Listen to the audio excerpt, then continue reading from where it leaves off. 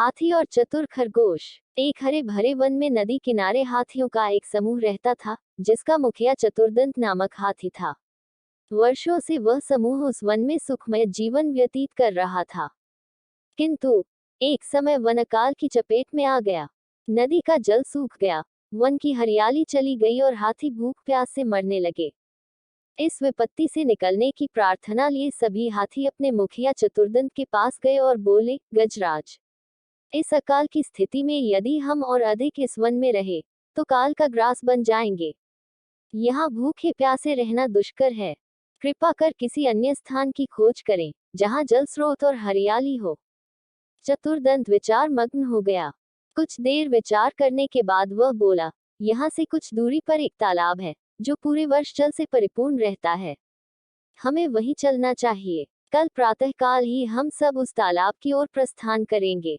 अगले ही दिन सभी हाथी उस तालाब की ओर चल पड़े। 5 दिन और 5 रात की यात्रा पूर्ण कर वे वहां पहुंचे। जल से पूर्ण तालाब को देख वे बहुत प्रसन्न हुए और दिन भर वहां क्रीड़ा करते रहे। संध्या होने पर वे बाहर निकले और वन में चले गए। तालाब के किनारे खरगोशों की बस्ती थी, जिसमें उनके असंख्य बिल थे। किंतु हाथी इससे अनभिज्ञ थे, अतः वे खरगोशों के बिलों को रौंदते हुए निकल गए। खरगोशों के बिल तहस नहस हो गए, कई खरगोश घायल हुए और कई मारे गए। हाथियों के जाने के बाद सभी खरगोश एकत्रित हुए और स्वयं पर आए इस संकट के विषय में चर्चा करने लगे। एक खरगोश बोला, हाथियों का समूह प्रतिदिन जल के लिए तालाब में आया करेगा। ऐसे में हमारा यहाँ रहना प्राणघातक होगा। वे हमारे बिलों के साथ हमें भी रौंद देंगे। हम में से कोई भी नहीं बचेगा। हमारा वंश समाप्त हो जाएगा।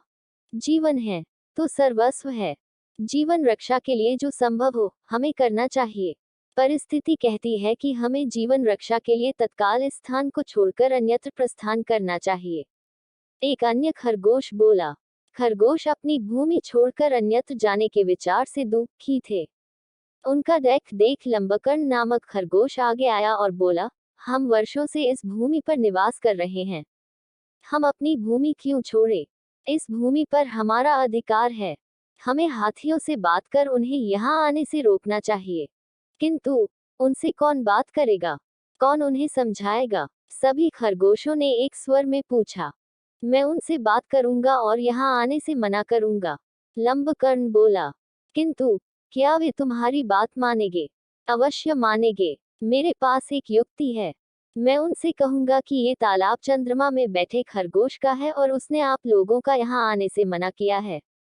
संभवतः वे मेरी बात मान जाए, लंबकर्ण बोला। अगले दिन लंबकर्ण हाथियों के मुखिया से मिलने तालाब के मार्ग में स्थित एक ऊंचे टीले पर बैठ गया।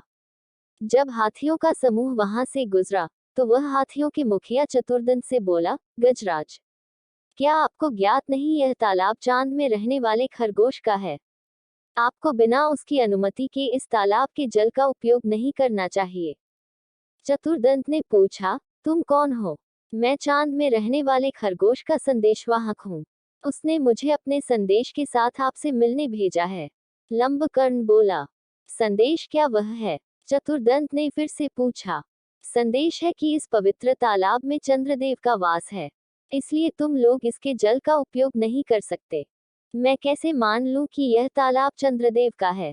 जब तुम मुझे तालाब में चंद्रदेव के दर्शन कराओगे, तभी मैं यह बात मानूंगा और अपने दल को यहाँ आने से रोकूंगा।